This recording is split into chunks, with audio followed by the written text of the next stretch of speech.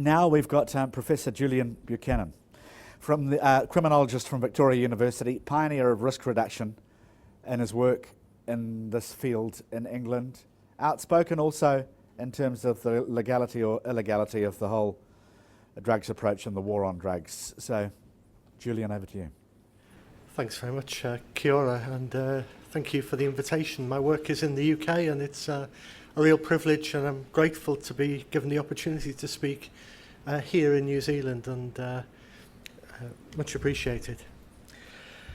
Well, I reckon that by now that you'll be suffering death by PowerPoint, so I decided I would take the plunge and do something a bit different, and I'm going to use Prezi, which is a bit new to me, and I guess it might be new to you, but there you go.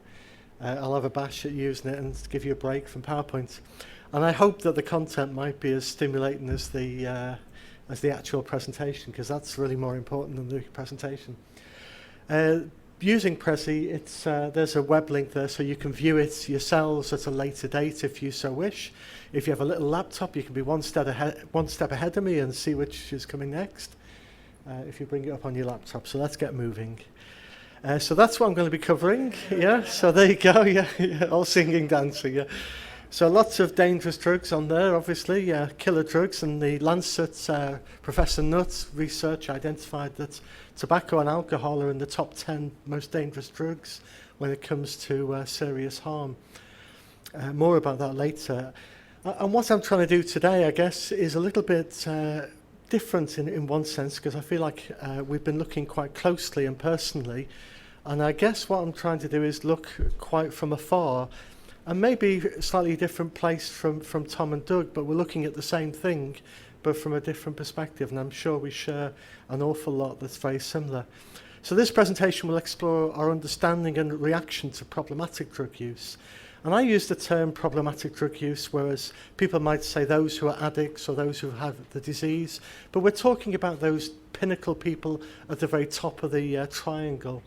But there is a populist punitive discourse which perceives the physiological and the psychological dependence upon drugs as the key drivers that perpetuate ongoing addiction and the drivers that also threaten society. And I don't doubt the importance of psychology and physiological aspects of dependence, but I do want to emphasize the social aspects which I think get overlooked. And I'll be looking at that today. So I'll be drawing upon my experience of having worked as a drugs worker and then more recently as a researcher academic, and I want to look at the whole social construction of drugs, because I do think we've been doing drugs for donkey's years, but we keep constructing it as a way as which it's something which is a demon and dangerous and weird, and people have been alluding to that. It's go ahead and have a drink, you should have a drink, but whatever you do, don't take IV drugs. And well, what's all that about? That's very inconsistent, and I agree with the last speaker. Okay, so I'll illustrate that the byproducts of this sort of anti-campaign against certain drugs, stigma, discrimination and exclusion, are for a lot of people more powerful in keeping them trapped in a drug-centred lifestyle than the actual drug dependence. So drugs come and drugs go, and this is a group of opium addicts, and these are English opiate addicts. And in the 1800s, opium was freely available in the UK. You buy it in corner shops, people would take it, they'd mix it with alcohol, and Keats, Wordsworth, Coleridge, De Quincey, famous writers of English literature, and still contributing today in terms of their well-read works or whatever, but these were actually smackheads or opium users or whatever language you want to call.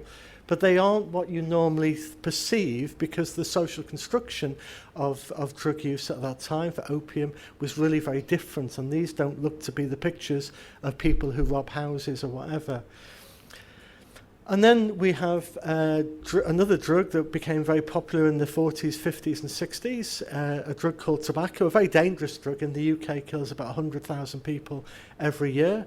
And but what we have here is something that Doug was referring to, and I think it's an important point, which is that we have this crazy spectrum of criminalising on one level and demonising and then heavily promoting on the other spectrum. And I'm really not happy about either.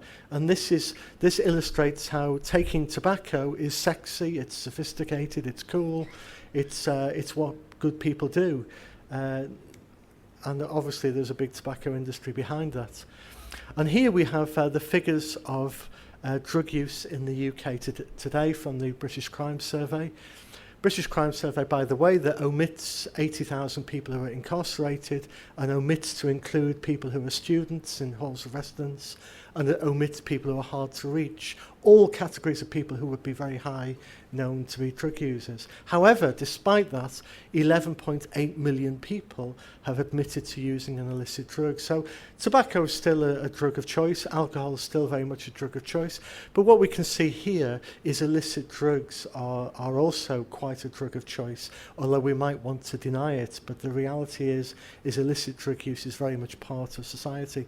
And you have there on the far right, 1.6 million people admitting to using illicit drugs in the past month itself. And then we have drug use in the UK. I think the key point to pick out there is I've argued a number of times that we have this bifurcation, and I think to use another word used this morning, we have an apartheid going on, where we have legal drugs on one side, which are very good, and by the way, have a coffee at the break, please, and we enjoyed a glass of wine last night and whatever, and all this is all okay, but whatever you do, don't take cannabis, don't take ecstasy, don't take heroin or whatever. And we have this strange bifurcation, this apartheid, this division, which I cannot find any logic in whatsoever. And within this, one of the casualties of this is that the legally approved, socially promoted drugs, such as alcohol, slip under the radar. And what's happened here, we see the figures there, that alcohol-related deaths in the UK have doubled virtually since 1992 to 2008, from 6.7 per 100,000 to 13.6. So we have this overemphasis on drugs, which sometimes are safer if they're obtained legally and cleanly, but other legal drugs slipping through the radar. And here we have, maybe in another way we could look at this and imagine that triangle that Tom had, and we have the gamut of different drug users. And I think what's interesting here is if you look at the 25 to 34-year-old people, you see that, this is New Zealand, by the way, this is the household survey, I think it is, New Zealand, no, I think it's, I can't remember where I got it from, in all honesty, but the web link says it's a Department of Health study, January 2010 it was published, the web link's there. But what you see is of the 25 to 34-year-olds, 60% admitted to using an illicit drug at some point in their life. If we repeat this survey in 30 years' time, what will be very interesting is at least 60% of the 55 plus are going to be saying that they've used an illicit drug. So maybe our perceptions and our demonization and our hostility might change because the people in power tend to be the people who are at that older age range. So that might be quite an interesting period.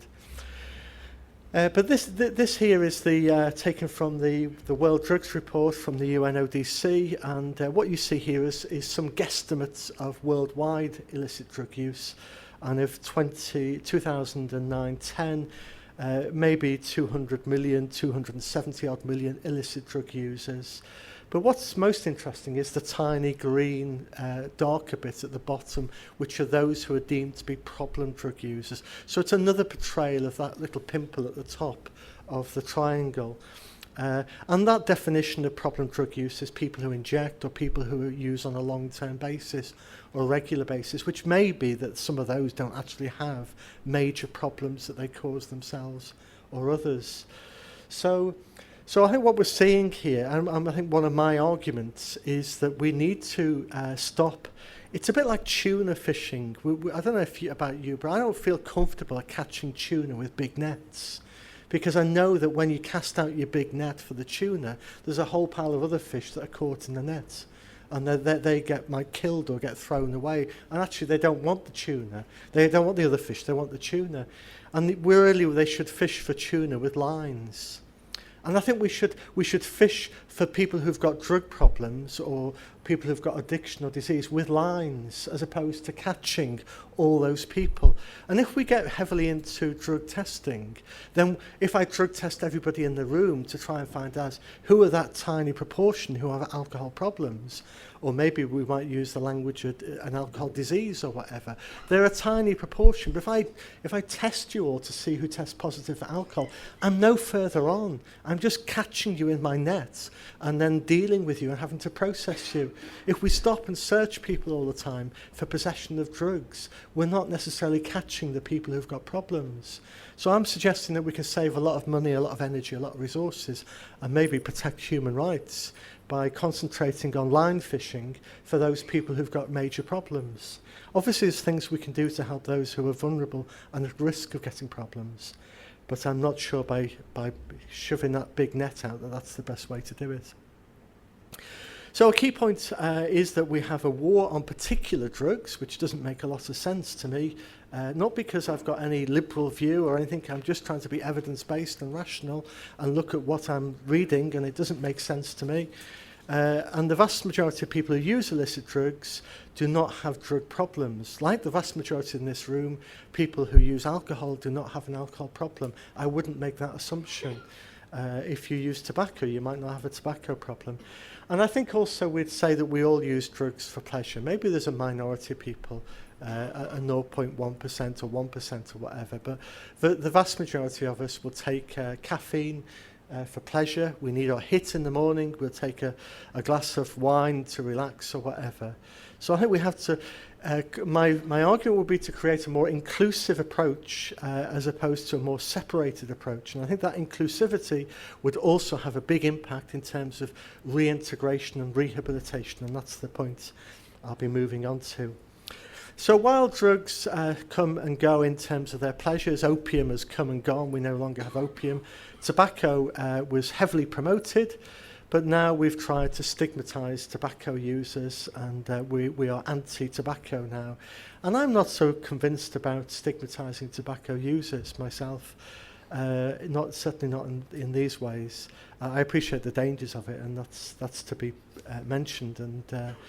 But the stigmatisation of people and the demonisation, because often the war on drugs, one of my articles is the war on drugs, a war on drug users. Because it's not a war on drugs, it ends up as a war on drug users, and that will really impact upon their own ability and their self-esteem. I was asked to speak in Scotland a couple of years ago on a conference on stigma, and I thought, well, I'll have a look through the local press and see what they've been writing about drug users. And this, if you look at if you can see the small print there, this is only a couple of months from June to August, and there's a real campaign against people who take drugs. And I think my concern with this is the attempt to create causal relationships. I think if we were against pakiha people and we changed the word addict to pakiha, or if we were against mentally ill people and we changed it to schizophrenic, or if we were against people with epilepsy and we called it epileptic or dyslexic, I think I hope we would find it offensive, because it's a cheap way of perpetuating stigma and really discrimination.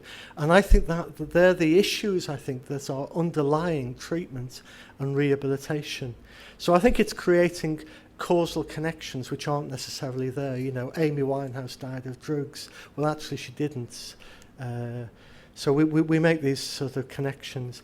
This was one which went, for me, beyond it, really, and I wrote a complaint letter to the Ombudsman about this particular. This was the letter was subject to a complaint which was upheld and has since been withdrawn, the article from the internet. But the Irish Independent, a respectable newspaper, the columnist there wrote, and there's an American company, forgive me, Tom, but there's an American company that's a pressure group who will pay drug users to be sterilised, and they came over to the UK and they're set up in Scotland, and so this was quite a a political issue, really. And basically, anyone who's a drug user, it would be good to get them sterilised. And if we can sterilise people, then they won't perpetuate this problem. And I find it quite problematic. I think this is a Michael Law's quote.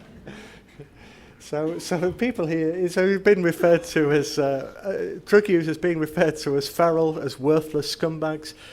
If every junkie in the country were to die tomorrow, I would cheer the vermin. And I just find all this this level of hate, and I think is seriously worrying. I think when we start dehumanising and having enemies within, and convenient enemies. There's a nice drug there. What's in a bottle? Yeah, so drug misuse is a social construct, I would suggest. That, yes, there are people who have major drug problems, but largely drug misuse is a social construct. And that our preferred drugs come and go, they're in and out of favour in time. That some drugs are culturally promoted and other drugs are demonised, and we need to challenge that. I would love to see a drug policy which incorporated caffeine, alcohol, tobacco, ecstasy, heroin, whatever. But of course, they're not really drugs, and I didn't mean to say that alcohol was a drug, because it isn't a drug, and these people are not really the fallout of drugs. These are people who've had a good time, and they've just had one too many, and that's the social construct. But it isn't really a social construct. They are drug users, and they have created a lot of damage for themselves and for others. But we will still participate, because we don't think we know that not everybody who takes alcohol has those problems, but alcohol is a dangerous drug, and these are social constructions of leisure and pleasure, which we have bought into, and I think that's the other side of the spectrum, where we need a more balanced perspective when it comes to enjoying drugs in society, if that's what some people choose to do. We need to be able to do it in a way that isn't heavily promoted, that doesn't embed drugs as part of our celebration. It's your birthday, go and celebrate. You pass your driving test, go and celebrate. New Year's Eve, go and celebrate. And it's a euphemism for getting ratted on alcohol. And that's the culture we've created. And I challenge that, and I'm disturbed by that, really. Better move on, otherwise I'll be having a rant.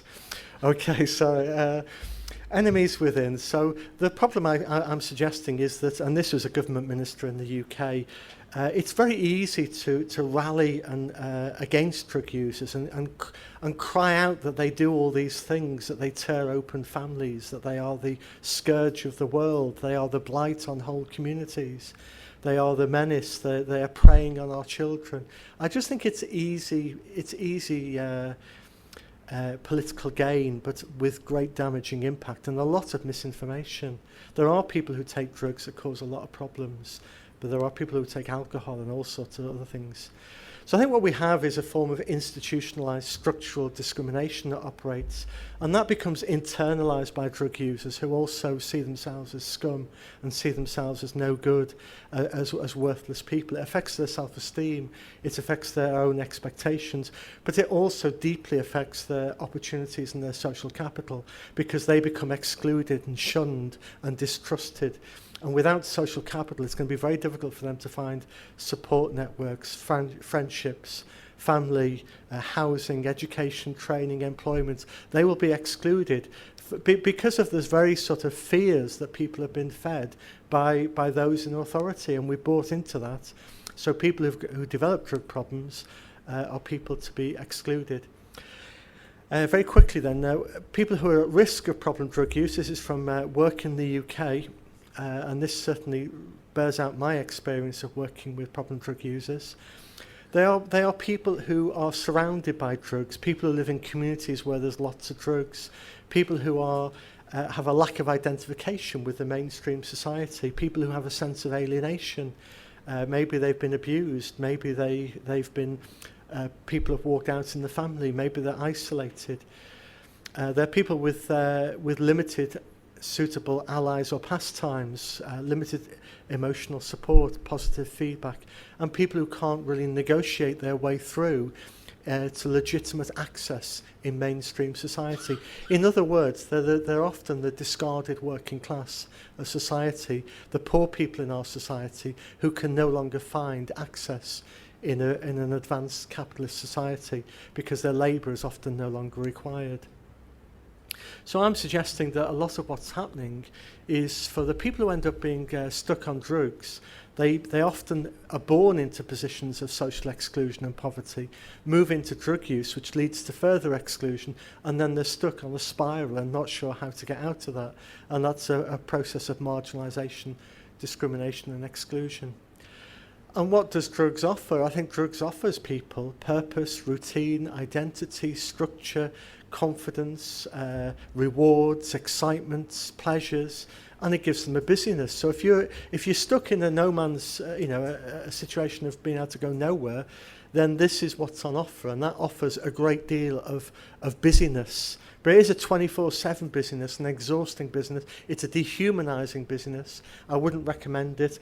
But if you've got nothing and life is flat and monotonous, and you can see no access to legitimate benefits that are available to others in society, then waking up planning how on earth you're going to get your money, then having to go grafting to steal your money, and then having to go and sell the stuff you've stolen to get money, and then going out to score to buy the drugs, and then taking your drugs to inject or hit up, then you can chill out because you've worked flipping hard to get all that, and you had to be good at it. And now you've got your goodies for the hard work, you can chill out, and another day will begin. But that's 24/7 every day. And you do that for 10 years, and you have no friends, just acquaintances, and you live in a bubble. But that keeps you busy and gives you purpose and routine. And when people are given methadone or people are told to become drug-free, I'm thinking, okay, that's fine. And I'm not against those things, but I'm thinking, what's going to replace this? What's going to keep people busy? What are they going to have? It's not just about becoming drug-free, it's actually finding a niche in life. So we have Prochaska declemency Norcross, and I like it, and I think it works, and I've used it. And we have Miller and Rolnick's motivational interviewing, but it's very psychological, very pathological, individually centred, which doesn't really encompass the structural issues. So I think, I might just skip that because I'm a bit short of time, really. But just sort of reaffirming that recovering drug users, even when they become drug-free, they have a lot more barriers to overcome, which the barriers of a criminal record, the barriers of social exclusion, the barriers of not being able to secure employment, of a lack of qualifications. So I devised this a good few years ago, really. I've refined it a little bit since, but basically saying, okay, well, there's Prochaska and DiClementi's model at the bottom there. You go through the different phases: can't see, don't see, won't see, I've got a problem. Or maybe the ambivalent phase, sometimes maybe, not quite sure, yes, maybe, and the changes. And then the action phase of doing something about it. And then you've got control. You might be drug-free, you might be in control of drug use. But my argument is it should never stop there. And I think that links to what a model I think that Doug put up, and also that the previous speaker mentioned, which is that there's a whole business of re-engaging with society, of finding a new reorientation, of finding a way of actually getting back access into society itself and participating. But they're prevented from doing it because of this discrimination, this wall of exclusion that makes it impossible for people to properly engage. So I'm saying that the vast majority of drug interventions are geared towards helping people below the wall of exclusion to become drug-free or in control. But recovery movement is trying to break through the barrier, and good on the recovery movement for doing that. But it's almost like, hang on, let these people through. They've got big yellow jackets on, they're drug-free, let them through. And they'll become drug workers. But I'm saying that people who are drug-free, people who are recovered, need to be belonging to all of society. They don't need to be specially marked out as being recovered or drug-free. Let's integrate people. Let's give them inclusion, social capital. Otherwise, it's overwhelmingly difficult. So just to sort of try and, I think, complicated and jazzy diagrams of the order of the day, so I thought I'd pay my contribution. So what I'm saying is that there's the wall of exclusion, and unless there's no point in just helping people up all the time and giving them plasters. We need to actually start addressing some of the stuff that's coming down at them, because they're trying to climb up these steps, but there's a load of stuff And these voices I've put here are not made-up voices. They're all direct quotes from the government, from the community, from drug users, or from the media. You know, the media saying that cannabis caused a 14-year-old to kill. The community saying we want to get rid of all the junkies, let's nuke them. So you've got all this sort of perpetual stuff which is very anti anybody who has a drug problem, and yet we have this sort of strange apartheid or bifurcation that exists where we all carry on enjoying our alcohol, and many people do fall foul of alcohol. And people are making progress, but my argument is that people are relapsing partly as a result of the hitting the wall of exclusion and never really being given chances to reorientate, to establish new patterns and new habits, and never really being able to reintegrate with society. How am I doing for time? Am I all right for a few minutes? Only one more minute. All right, better quickly rush through. Right, the social dimension to recovery, right, better quickly run through. So coping without drugs and without social capital, I'm saying that what people need is not reintegration. People need integration. They don't need rehabilitation. They need habilitation, because many people haven't had that from the first time. Just very quickly to finish about some of the other drivers is I would say that tough drug policy does not result in decreased drug use. So the tougher you get, you don't decrease drug use. Tolerant or soft or liberal drug policy does not lead to increased drug use. But what tough drug policy does do is it makes it harder, as I've tried to illustrate, for drug users to seek help, and it makes things more dangerous all round. But also more liberal drug policy or tolerant drug policy or humanistic means that people will also more likely to seek help and reduce drug-related harms. And we can learn from other countries like Portugal, where 10 years ago they decriminalised possession of drugs. And Caitlin Hughes and Alex Stevens, their research identified that as a result of the last 10 years, there has been a reduction in problematic drug use. There has been a reduction in adolescent drug use. There's been an uptake in services, access to services, and a reduction in opiate-related deaths. We can also learn quickly from Sweden, where they tried to colonise and ghettoise drugs by putting everybody in a park and letting them get on with it, which didn't look so smart in the old Swiss order of things. But they changed things around and learned from that mistake and started giving people heroin on prescription and letting them inject it in a nurse environment, supervised and whatever. And lo and behold, now, 10 years later, and after many successful evaluations, 68% of the general public have said, yeah, do this for the whole of the country, because this seems to make a lot of sense. So I think sometimes more humanistic approaches can result in support from the public. And this is just a quick one to say that actually what seems to be linked to drug use is inequality in societies, not actually drug policy. And my final slide, and thanks for bearing with me, is the Global Commission on Drug Policy, which had Kofi Annan and the Prime Minister from Greece and Sir Richard Branson, and they were saying, which is what I've been trying to get across here really with the evidence, is that we should end criminalisation, marginalisation and stigmatisation of people who use drugs but who do no harm to others, and challenge rather than reinforce misconceptions and ignorance and prejudice that exists, and encourage more experimentation in countries like Switzerland, like Portugal and indeed New Zealand.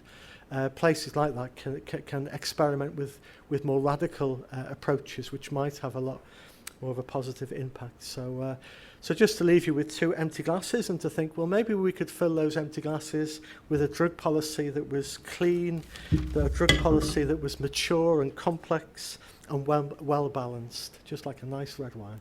Thank you.